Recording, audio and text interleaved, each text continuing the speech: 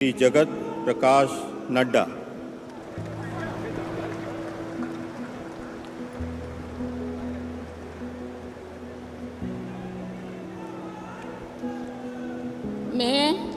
मैं जगत प्रकाश नड्डा ईश्वर की शपथ लेता हूं कि मैं विधि द्वारा स्थापित भारत के संविधान के प्रति सच्ची श्रद्धा और निष्ठा रखूंगा।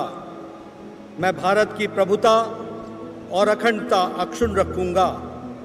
मैं संघ के मंत्री के रूप में अपने कर्तव्यों का श्रद्धापूर्वक और शुद्ध अंतःकरण से निर्वहन करूंगा तथा मैं भय या पक्षपात, अनुराग या द्वेष के बिना सभी प्रकार के लोगों के प्रति संविधान और विधि के अनुसार न्याय करूंगा। मैं जगत प्रकाश नड्डा ईश्वर की शपथ लेता हूं कि जो विषय संघ के मंत्री के रूप में मेरे विचार के लिए लाया जाएगा अथवा मुझे ज्ञात होगा, उसे किसी व्यक्ति या व्यक्तियों को तब के सिवाय जबकि एक ऐसे मंत्री के रूप में अपने कर्तव्यों के सम्यक निर्वहन के लिए ऐसा करना अपेक्षित हो, मैं प्रत्यक्ष अथवा अप्रत्यक्ष रूप से संसूचित या प्रकट नहीं करूंगा।